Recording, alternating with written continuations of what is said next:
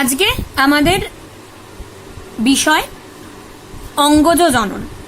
অঙ্গজ জনন কথাটা আমরা মূলত উদ্ভিদের ক্ষেত্রে ব্যবহার করে থাকি। উদ্ভিদের অযৌন জনন, অযৌন জননের 5টা পদ্ধতি সম্পর্কে আমরা আগের দিনের ক্লাসে পড়েছি। আজকে আমরা উদ্ভিদের অযৌন জনন পড়ব, যেটাকে আমরা অঙ্গজ জনন বলছি।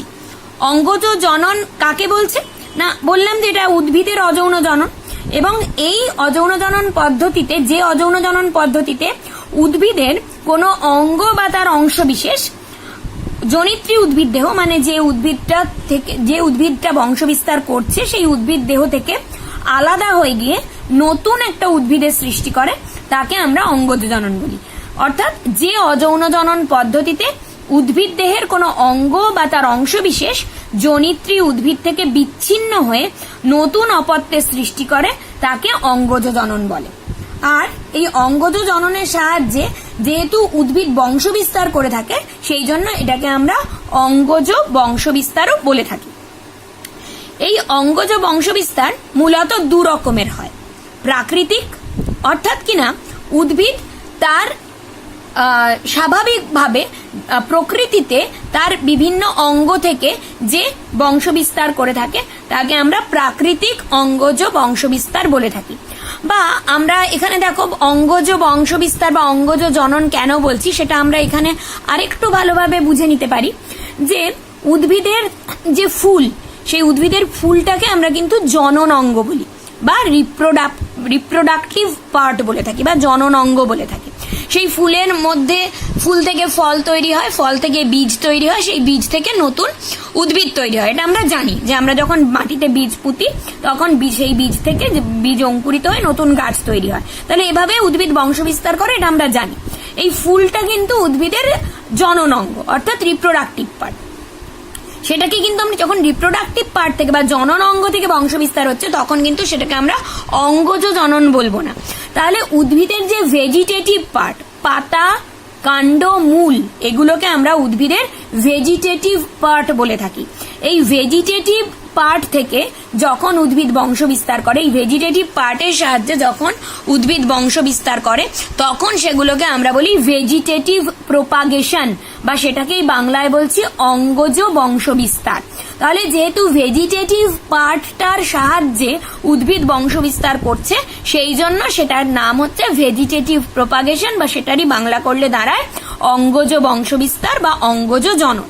তাহলে এই মূল, কাণ্ড, পাতা, এই ভেজিটেটিভ পার্টের সাহায্যে উদ্ভিদ যখন প্রাকৃতিক উপায় নিজে থেকেই তার সংখ্যা বৃদ্ধি করছে, তার বংশ বিস্তারে এগুলোকে ব্যবহার করছে, তখন সেটাকে আমরা বলি প্রাকৃতিক অঙ্গজ বংশ বিস্তার। আর উদ্ভিদের এই অংশগুলোকে কাজে লাগিয়ে আমরা আমাদের প্রয়োজনে যখন উদ্ভিদের এই ভেজিটেটিভ পার্টগুলো থেকে আমরা কৃত্রিম উপায়, আর্টিফিশিয়ালি যখন আমরা তার থেকে নতুন উদ্ভিদ তৈরি করছি, তখন সেটাকে আমরা বলবো কৃত্রিম অঙ্গজ জনন বা কৃত্রিম অঙ্গজ বংশবিস্তার। প্রাকৃতিক অঙ্গজ বংশবিস্তারকে আবার 3 ভাগে ভাগ করতে পারি, যেটা আমরা অলরেডি বললাম। যখন মূল বংশবিস্তারের কাজে ব্যবহৃত হচ্ছে, তখন সেটা পদ্ধতি, দ্বিতীয় হচ্ছে কাণ্ড, এবং তৃতীয় হচ্ছে পাতা।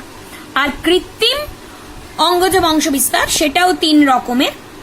একটা হচ্ছে শাখা কলম বা কাটিং, একটা হচ্ছে জোড় কলম বা গ্রাফটিং, এবং আর একটি হচ্ছে অনুবিস্তারণ বা মাইক্রো প্রোপাগেশন। এবার প্রথমে আমরা প্রাকৃতিক অঙ্গজ বংশবিস্তার সম্পর্কে পড়ব। প্রথমেই আমরা দেখব মূলের সাহায্যে মূল কি করে প্রাকৃতিক অঙ্গজ বংশবিস্তারে সাহায্য করে। এখানে দেখো আমরা মূলের ছবি দেখতে পাচ্ছি। এখানে আমরা যেটা দেখতে পাচ্ছি সেটা তোমরা সবাই চেনো, সেটাকে আমরা মিষ্টি আলু বা রাঙা আলু বলে থাকি। এই মিষ্টি আলু বা রাঙা আলুটা কিন্তু পরিবর্তিত মূল, এটা কিন্তু খাদ্য সঞ্চয়ের জন্য পরিবর্তিত মূল। আমরা পড়েছি যে আলু যেটা আমরা খাই নর্মালি, যে আলুটা খেয়ে থাকি, সেই আলুটা হচ্ছে পরিবর্তিত কাণ্ড। এটার নাম আলু হলেও, এটাকে আমরা মিষ্টি আলু বা রাঙা আলু বললেও, এটা কিন্তু পরিবর্তিত কাণ্ড নয়, এটা কিন্তু পরিবর্তিত মূল।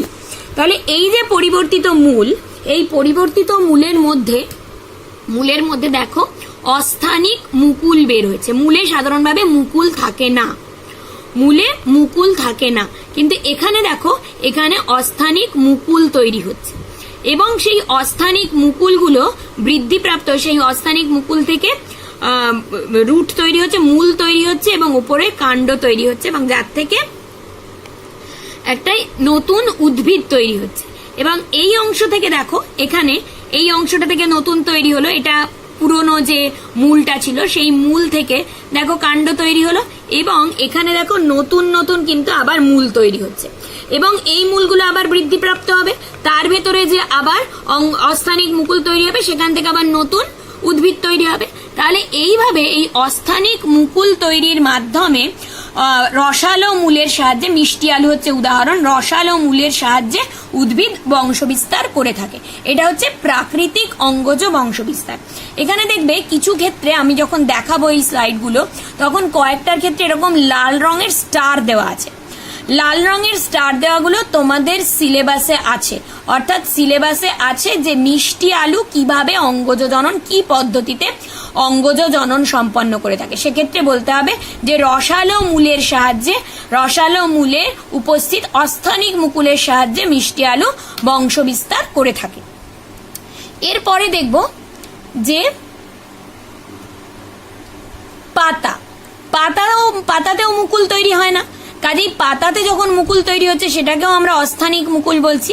এখানে যে পাতাটা আমরা দেখতে পাচ্ছি সেই পাতাটার নাম হচ্ছে ব্রায়োফাইলাম বা পাথরকুচি, যেটাকে আমরা বাংলায় পাথরকুচি বলে থাকি।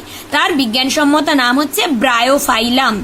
এই ব্রায়োফাইলামে দেখো এই যে পাতার খাঁজগুলো রয়েছে, পাতার কিনারায় যে খাঁজগুলো রয়েছে, সেই পাতার কিনারার খাঁজে দেখো মুকুল তৈরি হয়েছে, অস্থানিক মুকুল। কারণ এখানে সাধারণভাবে পাতাতে মুকুল উৎপন্ন হয় না, সেই জন্য এই মুকুলগুলোকে অস্থানিক মুকুল বলা হচ্ছে। তাহলে এই মুকুলগুলো দেখো আস্তে আস্তে বৃদ্ধিপ্রাপ্ত হচ্ছে, সেই মুকুল থেকে মূল তৈরি হচ্ছে, নতুন পাতা তৈরি হচ্ছে, অর্থাৎ এখানে একটা ছোটখাটো একটা উদ্ভিদ তৈরি হয়ে যাচ্ছে। তারপর এই পাতাটা যখন চারদিকে তার মুকুল তৈরি হয়ে যাচ্ছে, তখন এই পাতাটা ভারী হয়ে গিয়ে গাছ থেকে খসে যাচ্ছে। এখানে দেখো আমরা ফটোগ্রাফস দেখাচ্ছি, দেখো কিরকম সারা পুরো লাইন করে পুরো পাতার কিনারা জুড়ে পত্র মুকুল তৈরি হয়েছে। এবং তারপর যখন পত্র কিনারার এই মুকুলগুলো যখন আস্তে আস্তে বড় হচ্ছে, পাতাটা ভারী হয়ে গাছ থেকে আলাদা হয়ে মাটিতে পড়ছে, তখন এই মূলগুলো মাটির সংস্পর্শে আসছে এবং এই প্রত্যেকটা পাতাটা, মূল পাতাটা পচে যাচ্ছে। তখন এই যে প্রধান যে পাতার যে অংশটা, পুরনো যে পাতার অংশটা যার কিনারায় এই মুকুলগুলো তৈরি হয়েছিল, সেই পাতাটা নষ্ট হয়ে যাচ্ছে এবং এই মুকুলগুলো থেকে তখন নতুন উদ্ভিদ তৈরি হচ্ছে। তাহলে এখানে পাতার মাধ্যমে প্রাকৃতিক অঙ্গজ জনন ঘটাচ্ছে কে? ঘটাচ্ছে না পাথরকুচি। সে পাতায় উপস্থিত অস্থানিক মুকুলের মাধ্যমে অঙ্গজ জনন ঘটাচ্ছে। এটাতেও স্টার দেওয়া রয়েছে, অর্থাৎ এটাও কিন্তু তোমাদের পরীক্ষায় আছে যে পাথরকুচি কিভাবে অঙ্গজ জনন সম্পন্ন করে সেখানে, বা কিভাবে বংশ বিস্তার করে। সেক্ষেত্রে বলতে হবে যে পাথরকুচি গাছ প্রাকৃতিক অঙ্গজ জনন পদ্ধতিতে বংশ বিস্তার করে এবং তার পাতায় উৎপন্ন হওয়া অস্থানিক মুকুলের সাহায্যে পাথরকুচি বংশ বিস্তার করে থাকে। এখানে আমরা দেখো, এখানে আমরা দেখছি আলুর ছবি দেখছি, তাই তো? এটা আমরা বলছিলাম একটু আগেই, কথা বলছিলাম যে এটা হচ্ছে পরিবর্তিত কাণ্ড। এই আমরা এতক্ষণ যেহেতু মুকুলের সাহায্যে বংশ বিস্তার করা দেখছিলাম, সেই জন্য এখানেও দেখো এই আলুতেও কাক্ষিক মুকুল তৈরি হয়। এখানে কিন্তু সেটাকে আমরা অস্থানিক মুকুল বলছি না, তার কারণ হচ্ছে যে এখানে কিন্তু এই মুকুলটা কাণ্ডতেই তৈরি হওয়ার কথা এবং এখানে কাক্ষিক মুকুল তৈরি হচ্ছে এবং সেই কাক্ষিক মুকুল থেকে এরকম ভাবে, তোমরা এটা আমরা বাড়িতে প্রত্যেকেই দেখেছি যে এইরকম মুকুল তৈরি হয়ে যায়। অনেকদিন বাড়িতে রেখে দিলে, আলু রেখে দিলে তার থেকে এরকম অংশ তৈরি হয়ে যায়। তো এইগুলোকে বলা হয় মুকুল বা বার্ড। এগুলো থেকে কিন্তু আস্তে আস্তে রেখে দিলে এইরকম ভাবে আস্তে আস্তে সেখান থেকে নতুন উদ্ভিদ তৈরি হয়। এবং এই জায়গাগুলোকে যদি আমরা কেটে নিয়ে যখন কৃত্রিম উপায়ে বংশ বিস্তার করছি, এইগুলো অংশগুলোকে, এই বার্ডগুলোকে কেটে নিয়ে আলাদা আলাদা করে লাগানো হয় এবং সেখান থেকে কিন্তু নতুন আলু দেখতে পাওয়া যায়। তাহলে এখানে দেখো আমরা স্টার্ট দিইনি, তার কারণ এটাও কাণ্ডের সাহায্যে প্রাকৃতিক অঙ্গজ জনন হচ্ছে, কিন্তু এটা তোমাদের সিলেবাসে নেই। এই কাণ্ডটার কথা যে আলু কিভাবে বংশ বিস্তার করে সেটা তোমাদের সিলেবাসে নেই। যেহেতু আমরা পত্রজ মুকুল এবং মূলজ মুকুল, সেইখানে মূলে উপস্থিত অস্থানিক মুকুল এবং কাণ্ডে উপস্থিত অস্থানিক মুকুলের সাহায্যে বংশ বিস্তার করে দেখলাম, সেই জন্য কাণ্ডেতে উপস্থিত মুকুলের সাহায্যেও কিভাবে অঙ্গজ বংশ বিস্তার করে সেটাও আমরা একবার দেখে নিলাম। এখানে দেখো, এখানে বলা হয়েছে যে কাণ্ডের সাহায্যে বংশ বিস্তার করে থানকুনি, শুষ্নি, এরাও কাণ্ডের সাহায্যে বংশ বিস্তার করে এবং যে বিশেষ ধরনের কাণ্ডের সাহায্যে বংশ বিস্তার করে সেটাকে আমরা বলি ধাবক। এটা কিভাবে করে সেটা একটু দেখে নাও। দেখো, এটা কাণ্ড, এর থেকে পাতা বেরিয়েছে,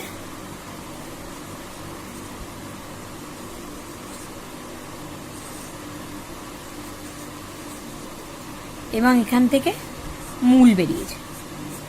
এর কাণ্ডটা এটা মাটির সঙ্গে অনুভূমিকভাবে বৃদ্ধি পায় এবং কাণ্ডের যেহেতু পর্ব মধ্যে আছে, এই পর্ব থেকে আবার মূল বেরোচ্ছে। এটা যেহেতু মাটির সঙ্গে অনুভূমিকভাবে বৃদ্ধি পাচ্ছে, তাহলে এখানে মাটি রয়েছে, তাহলে এখানে মূল বেরোচ্ছে এবং এই পর্ব থেকে ওপর দিকে পাতা বেরোচ্ছে। তাহলে এখান থেকে যদি এবার এই কাণ্ডটা ভেঙে যায়, তাহলে এটা একটা নতুন উদ্ভিদ, এটা জনিত্রী উদ্ভিদ ছিল, এখান থেকে নতুন অপত্য উদ্ভিদ সৃষ্টি হলো। আবার পাতার কক্ষ থেকে আবার কাণ্ডটা বেরোচ্ছে এবং এটা আবার এর পর্ব থেকে মূল বেরোচ্ছে এবং ওপর দিকে পাতা বেরোচ্ছে। তাহলে এভাবে কাণ্ডটা ভূমির ওপর দিয়ে অগ্রসর হতে থাকে এবং তার থেকে নতুন নতুন উদ্ভিদ তৈরি হতে থাকে।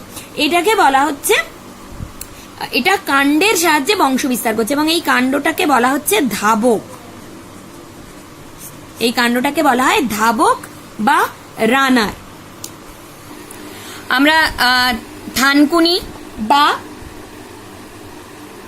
শুষ্নি শাক যেটা আমরা খাই, এটা হচ্ছে থানকুনি আর এটা হচ্ছে শুষ্নি শাক। এই থানকুনি, শুষ্নি এগুলোর ক্ষেত্রে আমরা এই ধাবকের সাহায্যে বংশ বিস্তার দেখতে পারি, যেটা কাণ্ডের ধাবক। তো এটাও কিন্তু আমাদের সিলেবাসে নেই। সিলেবাসে যেটা আছে সেটা হচ্ছে কচুরিপানা। কচুরিপানা খর্বধাবকের সাহায্যে বংশ বিস্তার করে থাকে। খর্বধাবকটা কি? খর্বধাবকটা হচ্ছে, দেখো এই যে খর্বধাবক, ঠিক যেভাবে আমি শুষ্নি বা থানকুনির দেখালাম যে ধাবক, এটাও এক্স্যাক্টলি তাই, কিন্তু এখানে এটাকে খর্বধাবক বলা আছে কারণ শুষ্নি বা থানকুনিতে এই ধাবকটা যত লম্বা হয়, এখানে এটা তার থেকে ছোট হয় এবং মোটা হয়। এটাও কিন্তু এই যে পাতার কক্ষ থেকে বেরোচ্ছে এবং সেটার পর্ব থেকে আবার মূল বেরোচ্ছে এবং পাতা তৈরি হচ্ছে। এই যে দেখো এখানে এটা হচ্ছে জনিত্রী উদ্ভিদ, এর পাতার কক্ষ থেকে, নিচের পাতার কক্ষ থেকে এই কাণ্ডটা বেরোচ্ছে, যেটা কিনা অনুভূমিকভাবে বৃদ্ধি পাচ্ছে এবং তার পর্ব থেকে আবার মূল বেরোচ্ছে এবং ওপরে আবার পাতা বেরোচ্ছে। আবার এটার নিচের পাতার থেকে আবার একটা বেরোচ্ছে কাণ্ড এবং সেটা অনুভূমিকভাবে বৃদ্ধি পাচ্ছে। এইভাবে দেখেছো যে একটা কচুরিপানা থেকে, এই যে এখানে দেখা যাচ্ছে, এটা যেহেতু ধাবকের থেকে ছোট, সেই জন্য এটাকে খর্বধাবক বলা হয়। তাহলে এই খর্বধাবকের সাহায্যে কচুরিপানা বংশ বিস্তার করে থাকে। এবং দেখেছো তোমরা যে একটা পুকুরের মধ্যে যদি একটা কচুরিপানা থাকে, সেখান থেকে পুরো পুকুরটা ভর্তি হয়ে যায় কচুরিপানাতে। তার কারণ এরকম ভাবে পাতার কক্ষ থেকে, নিচের পাতার কক্ষ থেকে এরকম ভাবে কাণ্ড, অনুভূমিক কাণ্ড বেরোতে থাকে এবং তার পর্ব থেকে মূল এবং পাতা সমেত গাছ, নতুন গাছ তৈরি হয়। তার পাতার কক্ষ থেকে আবার একটা কাণ্ড তৈরি হয়, অনুভূমিক কাণ্ড, এবং সেখান থেকে আবার মূল এবং পাতা, ভাবে পুরো পুকুরটাই ভরে যায়। তাহলে এই কচুরিপানা খর্বধাবকের মাধ্যমে কিন্তু বংশ বিস্তার করে থাকে। তাহলে আমরা দেখলাম যে উদ্ভিদ প্রাকৃতিকভাবে যে অঙ্গজনন সম্পন্ন করে সেটা মূলের সাহায্যে করে থাকে, পাতার সাহায্যে করে থাকে, কাণ্ডের সাহায্যেও করে থাকে। মূলের উদাহরণ হিসেবে আমরা পড়লাম মিষ্টি আলু বা রাঙা আলু, যার মূলে অস্থানিক মুকুল তৈরি হয়, যেই অস্থানিক মূলের সাহায্যে অস্থানিক মূল থেকে নতুন উদ্ভিদ সৃষ্টি হয়। পাতার ক্ষেত্রে আমরা পড়লাম পাথরকুচি বা ব্রায়োফাইলাম। এছাড়াও আর একটা উদাহরণ তোমরা জেনে রাখো, বিগোনিয়া বলে আর একটা উদ্ভিদ আছে, যারও পাতার ধারে, পাতার কিনারায় অস্থানিক মুকুল তৈরি হয়, যেই অস্থানিক মুকুলটা মাটিতে আলাদা হয়, গাছ থেকে বিচ্ছিন্ন হয়ে গেলে সেটা থেকে নতুন উদ্ভিদ তৈরি হয়। আর কাণ্ডের ক্ষেত্রে, কচুরিপানার ক্ষেত্রে খর্বধাবক তৈরি হয়, যেটা একটা আনুভূমিক কাণ্ড, অর্থাৎ মাটির সঙ্গে সমান্তরাল ভাবে বৃদ্ধিপ্রাপ্ত হয়, সেটা পাতার কক্ষ থেকে নির্গত হচ্ছে এবং তার পর্ব থেকে মূল নির্গত হচ্ছে, অস্থানিক মূল নির্গত হচ্ছে এবং ওপরের দিকে পাতা নির্গত হচ্ছে, এবং সেইটা যখন এই খর্বধাবকটা মূল উদ্ভিদ দেহ থেকে বিচ্ছিন্ন হয়ে যাচ্ছে, সেটা নতুন উদ্ভিদ তৈরি করছে। তাহলে এই তিনটে ভাবে, অর্থাৎ মূলের সাহায্যে, পাতার সাহায্যে এবং কাণ্ডের সাহায্যে উদ্ভিদ প্রাকৃতিক অঙ্গজ বিস্তার ঘটাচ্ছে।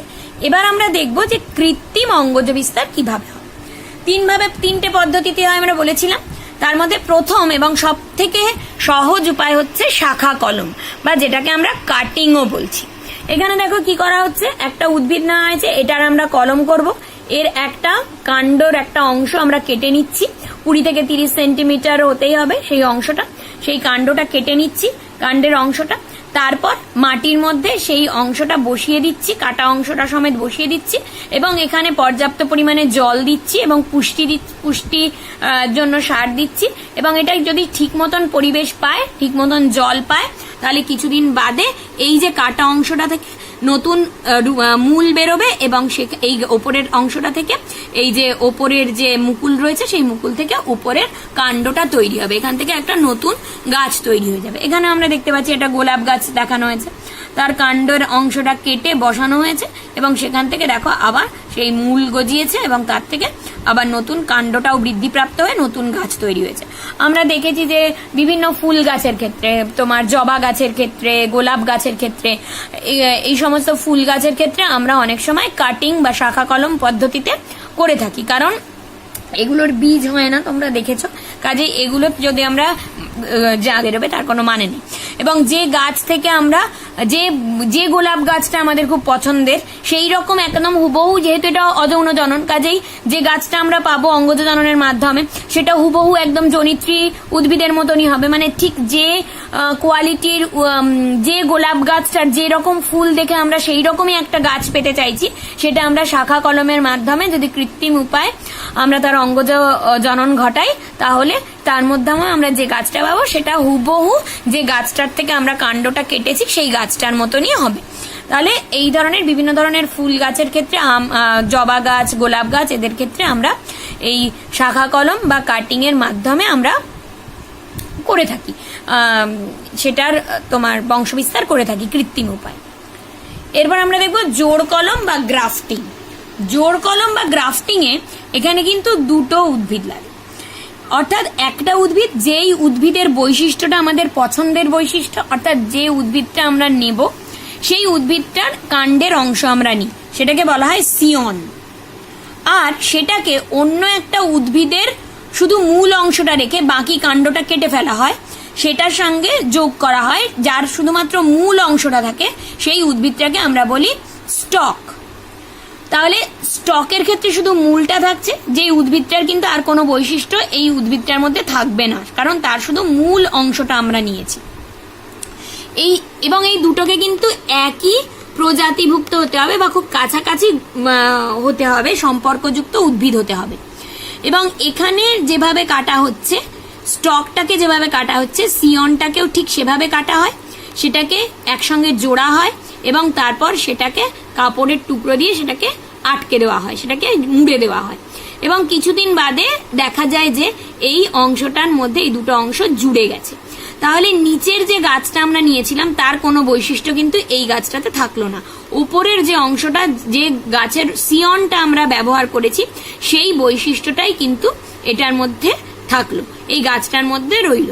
অর্থাৎ কিনা এখানে যেহেতু দুটো গাছ জুড়ছি, আমরা জুড়ে কলম করছি, সেই জন্য এটাকে বলা হয় জোড় কলম বা গ্রাফটিং। এটা আমরা দেখলাম এরকম ভাবে কেটেছি, তির্যক ভাবে কেটে করেছি। এই কাটিংটা আমরা এরকম ভাবে করতে পারি, এখানে স্টকের মধ্যে একটা এরকম ভি আকৃতির কাটতে পারি এবং এটাকে এরকম ভি আকৃতির কেটে সিয়নটা সেটা এর মধ্যে ঢুকিয়ে দিয়ে এটাকে বেঁধে দিতে পারি। এভাবেও গ্রাফটিং করা যায়, শাখা কলম করা যায়। আর এগুলোকে আমরা বলছি সিয়ন গ্রাফটিং। আর এখানে বার্ড গ্রাফটিং এর ক্ষেত্রে কি হয়, বার্ড গ্রাফটিং এর ক্ষেত্রে এরকম একটা টি আকৃতির কাটা হয়, টি আকৃতির কেটে তার মধ্যে দেখো এরকম বার্ডটাকে ঢুকিয়ে দেওয়া হচ্ছে, এখান থেকে বার্ডটাকে কাটা হলো। এটা হচ্ছে তোমার যে গাছের বার্ডটা নেওয়া হবে সেটা, তার বার্ডটাকে দেখো এখান থেকে কেটে নেওয়া হলো। আর এটা হচ্ছে যে গাছটাতে লাগানো হবে সেটা, সেই গাছের মধ্যে একটা টি আকৃতির কাটা হলো, টি আকৃতির কেটে সেই ফাঁকটার মধ্যে এই বার্ডটাকে আটকে দেওয়া হলো এবং তারপরেও সেটাকে মুড়ে দেওয়া হয়। কিছুদিন বাদে দেখা যাবে সেই বার্ডটা ওই জায়গাটাতে আটকে গেছে এবং সেখান থেকে সেই বার্ডটা থেকে নতুন ডাল তৈরি হচ্ছে, নতুন শাখা তৈরি হচ্ছে, এবং সেই শাখাটা আমরা যে ধরনের উদ্ভিদ চাইছি সেই রকম হয়ে থাকে। সাধারণভাবে ফলের বিভিন্ন গাছের ক্ষেত্রে, আম গাছ, লেবু গাছ, এগুলোর ক্ষেত্রে আমরা জোড় কলম বা গ্রাফটিং করে থাকি। গ্রাফটিং এর সাহায্যে আমরা যে রকম গাছ চাইছি হুবহু সেই রকম গাছের বৈশিষ্ট্যযুক্ত গাছ পেয়ে থাকি, এবং তার সঙ্গে সঙ্গে খুব অল্প সময়ে, যেহেতু আমরা বীজ থেকে যদি গাছটা তৈরি করতে যাই তাহলে সেটা অনেক দিন টাইম লাগবে সেটা বড় হতে, কিন্তু আমরা যদি ফলন হচ্ছে এরকম কোনো একটা গাছের ডাল কেটে সেটাকে যদি আমরা এভাবে গ্রাফটিং করে একটা নতুন গাছে দিই তাহলে অনেক তাড়াতাড়ি আমরা সেখান থেকে ফল পেতে পারবো। ঠিক আছে, তাহলে জোড় কলমের সাহায্যেও কিন্তু আমরা কৃত্রিম উপায়ে অঙ্গজ জনন। এরপরে যে কৃত্রিম অঙ্গজ জনন সম্পর্কে আমরা পড়ব সেটাকে বলা হয় অনুবিস্তারণ বা মাইক্রো প্রোপাগেশন। এটা কিন্তু তোমরা খুব ভালো করে শুনবে, এটা খুব ভালো করে বুঝবে। অনুবিস্তারণ বা মাইক্রো প্রোপাগেশন। অনুবিস্তারণ বা মাইক্রো প্রোপাগেশন কাকে বলে এটা জানার আগে আমাদের কয়েকটা জিনিস জানতে হবে। যেমন এখানে মাইক্রো প্রোপাগেশন মানে বুঝতে পেরেছো তোমরা, যে বিস্তার করা মানে বংশ বিস্তার করা, সেটাকে হচ্ছে প্রোপাগেশন। এখানে বলা হয়েছে মাইক্রো প্রোপাগেশন বা অনুবিস্তারণ। এই মাইক্রো কথাটার অর্থ হচ্ছে ক্ষুদ্র। এটা জেনে রাখো যে মাইক্রো কথাটার মানে হচ্ছে ক্ষুদ্র। তার মানে মাইক্রো প্রোপাগেশন মানে বোঝানো হচ্ছে যে কোনো ক্ষুদ্র অংশ, উদ্ভিদের কোনো ক্ষুদ্র অংশ থেকে যখন আমরা বংশ বিস্তার করি, কিভাবে করি সেটা আমরা পরে বলছি। তার আগে এই শব্দগুলো সম্পর্কে আমরা একটু ধারণা নিয়ে নিই। কর্ষণ মাধ্যম কাকে বলে? কর্ষণ মাধ্যম হচ্ছে যে যেখানে আমরা কোনো উদ্ভিদকে বৃদ্ধি ঘটাতে পারি বা উদ্ভিদের কোনো কোষের বৃদ্ধি ঘটাতে পারি কোনো একটা মাধ্যমে, যেই মাধ্যমের মধ্যে সঠিক মাত্রায় পুষ্টির থাকবে, পুষ্টিকর পদার্থ থাকবে এবং তার সঙ্গে সঙ্গে অবশ্যই হরমোন থাকবে। তার মানে পুষ্টি দ্রবণ, হরমোন সমেত, অক্সিন, জিবরেলিন হরমোন সমেত যে পুষ্টি মাধ্যম, সেটাকেই আমরা বলবো কর্ষণ মাধ্যম বা কালচার মিডিয়াম। কলা কর্ষণ বা টিস্যু কালচার কাকে বলে? টিস্যু কালচার হচ্ছে যে উদ্ভিদের কোনো কলা বা কোনো কোষ, সেটাকে যখন আমরা কোনো একটা কৃত্রিম মাধ্যম মানে এই কর্ষণ মাধ্যম তার মধ্যে রেখে সেটাকে বৃদ্ধি করাই, তখন সেই পদ্ধতিকে বলা হয় কলা কর্ষণ বা টিস্যু কালচার। পুরোটাই ল্যাবরেটরিতে করা হয়, কিন্তু পরীক্ষাগারে করা হয়। অর্থাৎ উদ্ভিদের কলার কোনো একটা অংশ, সেটাকে আমরা কৃত্রিম একটা মাধ্যমে রেখে, পুষ্টি মাধ্যমে রেখে যদি আমরা সেটার বৃদ্ধি ঘটাই, তাহলে কোষ বিভাজন ঘটিয়ে সেটার বৃদ্ধি ঘটাই, তাহলে সেই পদ্ধতিটাকে বলা হয় কলা কর্ষণ বা টিস্যু কালচার। টোটিপোটেন্সি। টোটিপোটেন্সি একটা খুব গুরুত্বপূর্ণ শব্দ। টোটিপোটেন্সি মানে হচ্ছে যে কোনো একটা কোষ, তোমরা কোষ সম্পর্কে তোমাদের ধারণা আছে, জীবদেহের গঠনগত এবং কার্যগত এককে কোষ বলে, আমরা জানি সেটা মাইক্রোস্কোপি। কোনো কোষ যদি, কোনো একটি কোষের যদি সেই রকম ক্ষমতা থাকে যে সেই একটা কোষ থেকে পুরো জীবদেহটা তৈরি হতে পারে, তাহলে সেই কোষটাকে আমরা বলি টোটিপোটেন্ট কোষ। কোনো একটা কোষ, সেই কোষ থেকে সমগ্র জীবদেহটা তৈরি হওয়ার ক্ষমতা যদি সেই কোষটাতে থাকে, তবে তাকে আমরা বলবো টোটিপোটেন্ট কোষ, এবং এই ধর্মটাকে বলবো টোটিপোটেন্সি। উদ্ভিদের কোষগুলো টোটিপোটেন্ট কোষ বা উদ্ভিদের ক্ষেত্রে আমরা টোটিপোটেন্সি দেখতে পাই। অর্থাৎ উদ্ভিদের যে কোনো কোষ থেকে পুরো উদ্ভিদটা তৈরি হতে পারে। আমরা মূলের যদি কোনো একটা কোষ নিই, সেখান থেকে পুরো উদ্ভিদটা তৈরি হতে পারে। যদি আমরা কাণ্ডের একটা কোষ নিই, সেখান থেকেও পুরো উদ্ভিদটা তৈরি করতে পারি। যদি আমরা একটা তোমার পাতার কোষ নিই, সেখান থেকেও পুরো উদ্ভিদটা তৈরি হতে পারে। তাহলে উদ্ভিদের যে কোনো কোষ যদি আমরা নিই, তাহলে সেখান থেকে এটা সম্ভব, সেখান থেকে পুরো উদ্ভিদ দেহটা তৈরি করা সম্ভব। সেই জন্য উদ্ভিদের কোষগুলোকে আমরা টোটিপোটেন্ট বলে থাকি এবং এই ধর্মটাকে টোটিপোটেন্সি বলি। প্রাণীদের কোষ কিন্তু টোটিপোটেন্ট নয়, আমাদের কোষ কিন্তু টোটিপোটেন্ট নয়। আমরা যে কোনো একটা কোষ নিলে সেখান থেকে সম্পূর্ণ মানুষটা তৈরি করতে পারবো না। আমাদের যদি আমরা আমাদের স্কিনের আমাদের ত্বকের একটা কোষ নিলাম, সেখান থেকে কিন্তু আমাদের সম্পূর্ণ মানব দেহ কোনোভাবেই তৈরি করা সম্ভব নয়। কাজেই আমাদের কোষ কিন্তু টোটিপোটেন্ট নয়, কিন্তু উদ্ভিদের যে কোনো কোষ থেকে সমগ্র উদ্ভিদ দেহটা তৈরি সম্ভব। এই ধর্মটাকেই বলা হয় টোটিপোটেন্সি। এক্সপ্ল্যান্ট কাকে বলা হয়?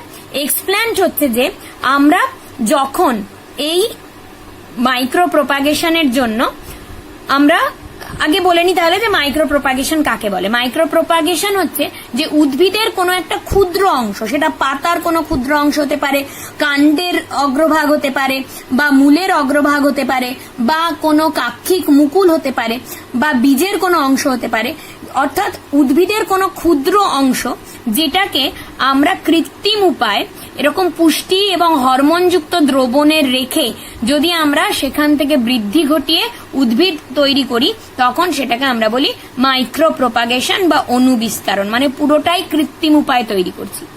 তাহলে এক্সপ্ল্যান্ট হচ্ছে এই মাইক্রো প্রোপাগেশনের জন্য যে উদ্ভিদ অঙ্গটা আমরা চুজ করলাম সেটাকে বলা হচ্ছে এক্সপ্ল্যান্ট। ক্যালাস কাকে বলে? ক্যালাস হচ্ছে কোষগুচ্ছ বা কলা, যেটা একটা কলা মানে কোষগুচ্ছ তৈরি হচ্ছে যেখানে কোনো ডিফারেন্সিয়েশন থাকছে না, কোনো বিভেদন থাকছে না, মানে একটা কোষের গুচ্ছ তৈরি হচ্ছে, তাকে আমরা বলছি ক্যালাস। প্ল্যান্টলেট যখন এই টিস্যু কালচারের মাধ্যমে, কলাকর্ষণের মাধ্যমে এক্সপ্ল্যান্টের অংশ থেকে যখন আমরা ছোট ছোট উদ্ভিদ তৈরি করছি, তখন সেটাকে বলা হচ্ছে প্ল্যান্টলেট। এমব্রয়েড শব্দটা আমাদের মাইক্রো প্রোপাগেশনের মধ্যে লাগে না, কিন্তু তা সত্ত্বেও অনেক জায়গায় তোমাদের অনেক বইতে এমব্রয়েড কথাটা আছে, সেটা বলছি, সেই জন্য এমব্রয়েডটাও আমি বলে দিচ্ছি এমব্রয়েড কাকে বলে। এমব্রায়ো কথাটা তোমরা শুনেছো, ভ্রূণ যেটাকে আমরা বলি সেটাকে এমব্রায়ো বলে। সেই ভ্রূণটা তৈরি হয় জাইগোট থেকে, সেটা তোমরা জানো। তাহলে জাইগোটটা যৌন জননে তৈরি হয়, গ্যামেট, পুংগ্যামেট এবং স্ত্রী গ্যামেট নিষিক্ত হয়ে এমব্রায়ো জাইগোট তৈরি হয়, যেখান থেকে ভ্রূণ গঠিত হয়। তাহলে এমব্রয়েড হচ্ছে যেটা যৌন জননের ফলে হচ্ছে না, যেটা টিস্যু কালচারের ফলে, কলাকর্ষণের ফলে আমরা যখন ক্যালাস তৈরি করছি, তারপর ক্যালাস থেকে যখন একটা ওরকম গোলাকার অংশ তৈরি হয়, যেটা কিনা যার থেকে সম্পূর্ণ উদ্ভিদটা তৈরি করতে পারে, যে অংশটা গোলাকার অংশ, সেটাকে আমরা এমব্রয়েড বলি। যেহেতু ভ্রূণ থেকে নতুন উদ্ভিদ তৈরি হয় এবং সেটাকে এমব্রায়ো বলে, সেই জন্য এটা যেহেতু এমব্রায়ো নয়, মানে যৌন জননের ফলে তৈরি হয়নি, জাইগোট থেকে তৈরি হয়নি, কলাকর্ষণের ফলে তৈরি হয়েছে কৃত্রিম উপায়, কিন্তু এটা থেকেও যেহেতু নতুন উদ্ভিদ তৈরি হতে পারে, সেই জন্য সেটাকে আমরা এমব্রয়েড বলে থাকি। তাহলে এইগুলো সম্পর্কে আমরা বললাম। কেন মাইক্রো প্রোপাগেশন কেন? যেহেতু উদ্ভিদের কোনো ক্ষুদ্র অংশ নিয়ে সেটা থেকে কৃত্রিম উপায়ে উদ্ভিদের অঙ্গজ জনন ঘটানো হচ্ছে, সেই জন্য এটাকে নাম মাইক্রো প্রোপাগেশন। কালচার মিডিয়ামের মধ্যে বিভিন্ন পুষ্টিকর পদার্থ থাকবে, অর্থাৎ সেখানে শর্করা থাকবে এবং তার সঙ্গে থাকবে হচ্ছে বিভিন্ন হরমোন, কারণ সেটা কোষের বিভেদনে সাহায্য করবে। এবং এই কৃত্রিম উপায়ে উদ্ভিদের অঙ্গ থেকে নতুন উদ্ভিদ তৈরি করা বা কোষ তৈরি করা, কলা তৈরি করা, সেটাকে আমরা বলছি টিস্যু কালচার। এক্সপ্ল্যান্ট হচ্ছে যে উদ্ভিদ অঙ্গটা আমরা নেব টিস্যু কালচারের জন্য, সেটাকে আমরা বলছি এক্সপ্ল্যান্ট। যখন কোষ গুচ্ছ তৈরি হবে টিস্যু কালচারের মাধ্যমে, সেটাকে আমরা বলছি ক্যালাস। এবং যে নতুন শিশু উদ্ভিদটা তৈরি হবে, সেটাকে আমরা বলছি প্ল্যান্টলেট। এবার আমরা অনুবিস্তারণ বা মাইক্রো প্রোপাগেশনের ধাপগুলো দেখে নেব। প্রথমে দেখো, এখানে আমরা দেখাচ্ছি, ধরো আমরা মূল নিয়েছি, একটা গাজরের মূল দেখতে পাচ্ছি, এটাকে কাটলাম, কেটে এটার থেকে একটা ছোট্ট অংশ নিলাম। ছোট্ট অংশ নিয়ে এটাকে বলে পেট্রি ডিশ, কাঁচের হয়। এই পেট্রি ডিশের মধ্যে ওই পুষ্টি মাধ্যমটা রয়েছে, মানে কালচার মিডিয়ামটা রয়েছে, কর্ষণ মাধ্যমটা রয়েছে, তার মধ্যে আমরা এই গাজরের অংশটাকে দিয়ে দিলাম। কিছুদিন বাদে, মানে 4 থেকে 6 সপ্তাহ পরে দেখবে, দেখো এখানে কোষ গুচ্ছ তৈরি হয়েছে, এরকম কোষ গুচ্ছ, যার মধ্যে কিন্তু কাণ্ড, পাতা, মূল কিছুই বোঝা যাচ্ছে না, এরকম কোষ গুচ্ছ তৈরি হয়েছে, এটাকেই আমরা বলবো ক্যালাস। ক্যালাসের থেকে আবার 4 থেকে 8 সপ্তাহ পরে, এর মধ্যে কিন্তু হরমোন আমরা দিয়েছি, অক্সিন এবং সাইটোকাইনিন, আমরা সেটা নির্দিষ্ট অনুপাতে দিচ্ছি যাতে তার থেকে মূল এবং কাণ্ড তৈরি হয়। এর ফলে দেখা যাচ্ছে যে এখান থেকে দেখো মূলও তৈরি হয়েছে, কাণ্ডও তৈরি হয়েছে। তারপর এগুলোকে আমরা মাটিতে দিলাম, মাটিতে দেওয়ার পর সেখান থেকে নতুন প্ল্যান্ট তৈরি হলো। তাহলে আমরা এইভাবে কৃত্রিম উপায়ে ল্যাবরেটরিতে নতুন উদ্ভিদ তৈরি করলাম। এটাকে বলা হচ্ছে মাইক্রো প্রপাগেশন বা অনুবিস্তারণ। এখানে তার ধাপগুলো দেখলাম। এবার আমরা ছবিতে দেখে নিই ঠিক কিরকম হয়। ধরো এখানে পাতাটা এক্সপ্ল্যান্ট হিসেবে নেওয়া হয়েছে। তারপর পাতার অংশগুলো, পাতাটাকে ছোট ছোট করে কেটে সেটাকে এই যে কালচার মিডিয়ামে দেওয়া হয়েছে। কালচার মিডিয়ামে দেওয়ার পরে দেখো কিছুদিন বাদে ক্যালাস তৈরি হয়েছে, দেখতে পাচ্ছ? এগুলো কতগুলো কোষ গুচ্ছ তৈরি হয়েছে। সেখানে আমরা মূল, কাণ্ড, পাতা কিছুই কিন্তু বুঝতে পারছি না। কিছু কোষের দলা তৈরি হয়েছে, তাহলে লাম্প তৈরি হয়েছে। এগুলোকে আমরা বলছি ক্যালাস। এবার এই ক্যালাসগুলোকে এই মিডিয়ামের মধ্যে আমরা অক্সিন, সাইটোকাইনিন এই হরমোনগুলো দিলাম। তাতে দেখো যে কাণ্ড তৈরি হচ্ছে আস্তে আস্তে। এই কাণ্ড তৈরি হওয়ার পরে কাণ্ড এবং মূল তৈরি হয়েছে। তারপর সেটাকে আমরা এরকম ভাবে টেস্ট টিউবের মধ্যে মিডিয়ামে দিলাম। তাতে আলাদা আলাদা করে, প্রত্যেকটাকে এখানে একসঙ্গে ছিল, এগুলোকে আলাদা আলাদা করে দিলাম। সেখানে দেখো মিডিয়ামে এই কর্ষণ মাধ্যমে এগুলো দেখো ওপরে তৈরি হয়েছে কাণ্ড, নিচে মূল তৈরি হয়েছে। তারপর এটা তো পুরোটাই আর্টিফিশিয়াল মিডিয়াতে রয়েছে ল্যাবরেটরিতে। তাহলে এগুলোকে তো মাটিতে করতে গেলে এগুলোকে আগে খাপ খাইয়ে নিতে হবে সেই পরিবেশের সঙ্গে, নয়তো তো মরে যাবে। এটা তো কোনো বাইরের পরিবেশের সঙ্গে তারা তো সেখান থেকে মানিয়ে নিতে পারবে না। সেই জন্য তাদেরকে প্রথমে ছোট ল্যাবরেটরির মধ্যেই মাটির মধ্যে সেগুলোকে লাগানো হয়, যাতে সেগুলো আস্তে আস্তে পরিবেশের সঙ্গে মাটিতে হলে সেখানে সেগুলো মানিয়ে নিতে পারে। এটাকে বলা হয় হার্ডেনিং বলা হয় এটাকে। এবং তারপর সেটাকে জমিতে, মাঠে দেওয়া হচ্ছে, সেটা দেওয়া হচ্ছে। এটা হচ্ছে মাইক্রো প্রপাগেশন। তাহলে এখানে দেখো একটা পাতা নেওয়া হয়েছিল, সেই পাতাগুলোকে টুকরো টুকরো করে এতগুলো করা হয়েছে, তার থেকে এরকম ক্যালাস হয়েছে। সেখান থেকে দেখো এতখানি শুট জেনারেশন হয়েছে। এখানে দুটো মাত্র দেখানো হয়েছে, কিন্তু এখানে অনেক অসংখ্য টেস্ট টিউবে আমরা, এখানে ধরো 100টা টেস্ট টিউবে আমরা একটা পাতা নিয়েছিলাম, 100টা টেস্ট টিউবে তার থেকে ছোট ছোট গাছ তৈরি করছি। তাহলে সেই গাছগুলোকে মাটিতে লাগাচ্ছি। তাহলে একটা ক্ষুদ্র অংশ থেকে মাইক্রো প্রপাগেশনের মাধ্যমে কিন্তু অসংখ্য চারা গাছ তৈরি করা যায়। ঠিক আছে, এখানে দেখো, এখানে আরো ভালোভাবে দেখানো, যেখানে ধরো আমরা বীজ নিয়েছি, বীজ থেকে এইটা দেখো, এগুলো হচ্ছে ক্যালাস তৈরি হয়েছে, দেখতে পেয়েছো? কোষের গুচ্ছ। এখানে অনেক ভালো স্পষ্টভাবে দেখানো হয়েছে বলে এই ছবিটা তোমাদের দেখাচ্ছি। এবার দেখো এইখানে দেখো আস্তে আস্তে মূল তৈরি হচ্ছে। এটাতে মূল তৈরি হয়েছে, দেখো এটাতে কাণ্ড তৈরি হয়েছে। আমরা হরমোন যেরকম ভাবে দেবো, তোমরা হরমোন পড়ে এসছো অলরেডি, উদ্ভিদ হরমোন তোমাদের পড়া হয়ে গেছে। যেভাবে আমরা অক্সিন এবং সাইটোকাইনিনের অনুপাত যেভাবে দেব, সেইভাবে এখানে মূল এবং কাণ্ড তৈরি হবে ওই ক্যালাস থেকে। তারপর দেখো যে মূল কাণ্ড দুটোই তৈরি হয়েছে, সেটাকে আমরা আর্টিফিশিয়াল মিডিয়ামে রেখে আর একটু বৃদ্ধি করিয়েছি, এই যে। তারপর এটার পরে আমরা মাটিতে দেব এবং তারপরে সেটাকে আমরা মাঠে বা জমিতে লাগাবো। তাহলে এখানে তো আমরা ধাপগুলো পড়লাম, কিন্তু তোমাদের পরীক্ষায় যদি আসে যে মাইক্রো প্রপাগেশন কিভাবে সম্পন্ন করা হয়, এটা একবার মাধ্যমিকে এসেছিল, সেক্ষেত্রে যে ধাপগুলো তোমাদের বলতে হবে সেটা হচ্ছে এক্সপ্ল্যান্ট সংগ্রহ, তারপর এটা হচ্ছে জীবাণুমুক্তকরণ বা স্টেরিলাইজেশন, এক্সপ্ল্যান্টকে কর্ষণ মাধ্যমে স্থাপন এবং ক্যালাস উৎপাদন, অঙ্গের বিভেদন এবং প্ল্যান্টলেট গঠন।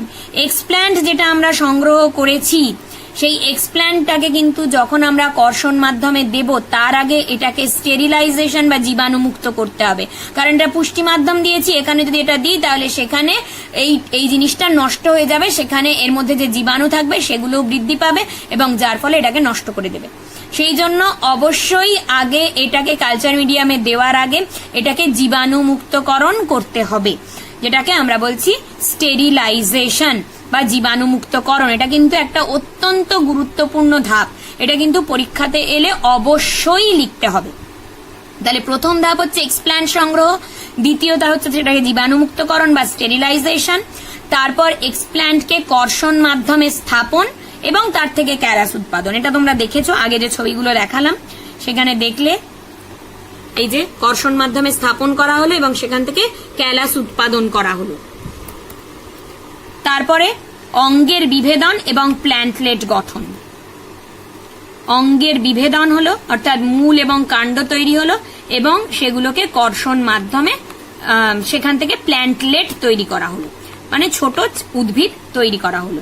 তাহলে আমরা কিন্তু এখানে দেখছি যে মাইক্রো প্রোপাগেশন কিভাবে সম্পন্ন করা হয় সেটা বলতে গেলে আমাদের এই 4টে ধাপ অতি অবশ্যই বলতে হবে। সেই জন্য দেখো এখানে আমি স্টার দিয়ে রেখেছি যে এটা কিন্তু তোমরা অবশ্যই লিখে নেবে খাতায়, যে মাইক্রো প্রোপাগেশন কিভাবে সম্পন্ন হয় বা মাইক্রো প্রোপাগেশনের ধাপগুলি কি কি বললে অবশ্যই তোমাদের এই 4টে ধাপ বলতে হবে। ঠিক, মাইক্রো প্রোপাগেশন আমরা কেন করব না, উদ্ভিদের পছন্দমাফিক ভ্যারাইটির দ্রুত বংশবিস্তারকে এই প্রক্রিয়া সুনিশ্চিত করে। অর্থাৎ কি না, আমরা যে ভ্যারাইটিটা চাইছি, যেই গাছটা চাইছি, সেই গাছটা থেকে দ্রুত বংশবিস্তার করতে পারছি। তোমরা দেখেছো যে এর আগের যে কৃত্রিম অঙ্গজ জননগুলো দেখেছিলাম, কাটিং বলো বা গ্রাফটিং বলো, সেগুলোতে কিন্তু গাছটার একটা অংশ থাকতে হবে এবং তার একটা ডাল কেটে সেটা টাইম লাগবে, কিন্তু মানে বংশবিস্তার খুব কম করতে পারবো, ডাল কেটে কতগুলো করতে পারবো। কিন্তু এখানে তোমরা দেখতে পারলে, যেটা আমরা উদাহরণ দেখলাম, যে একটা পাতা নিয়েছি, সেই একটা পাতার থেকে আমরা 100টা প্ল্যান্ট তৈরি করে ফেলতে পারছি, উদ্ভিদ তৈরি করতে পারছি। তাহলে আমাদের যে পছন্দ রয়েছে, আমাদের যে পছন্দের যে ভ্যারাইটিটা, খুব দ্রুত বংশবিস্তার এই প্রক্রিয়াকে সুনিশ্চিত করে। কিন্তু তাও আমরা এই পদ্ধতিতে দ্রুত বংশবিস্তার করলেও এটাকে আমরা ব্যবহার করি না খুব প্রয়োজন না পড়লে। তার কারণ হচ্ছে যে এটা খুবই একটা কস্টলি প্রসেস, অর্থাৎ এটা খুব খরচ সাপেক্ষ এবং প্রক্রিয়া। এবং এই যে দেখলে, যখন আমরা ল্যাবরেটরি থেকে সেটাকে আমরা হার্ডেনিং করাচ্ছি এবং তারপর সেটাকে মাঠে দিচ্ছি, সেখানে অনেক গাছ সেখানে মারাও যায়, সেটা নতুন পরিবেশের সঙ্গে অ্যাডজাস্ট করতে পারে না। আর একটা যেটা হচ্ছে, সেটা হচ্ছে বন্ধা উদ্ভিদের ক্ষেত্রে সহজে বংশবৃদ্ধি সম্ভব হয়। বন্ধা উদ্ভিদ মানে যাদের ক্ষেত্রে বীজ ধরো তৈরি হয় না বা বীজ থেকে নতুন উদ্ভিদ তৈরি হয় না, সেক্ষেত্রে আমরা এই মাইক্রো প্রোপাগেশনের মাধ্যমে সেটা থেকে বংশবৃদ্ধি করাতে পারি।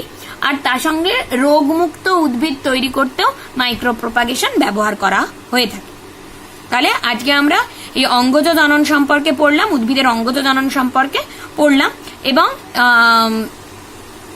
তাহলে অযৌন জনন উদ্ভিদের যেটা, সেই অযৌন জননটা আমাদের সম্পূর্ণ হলো।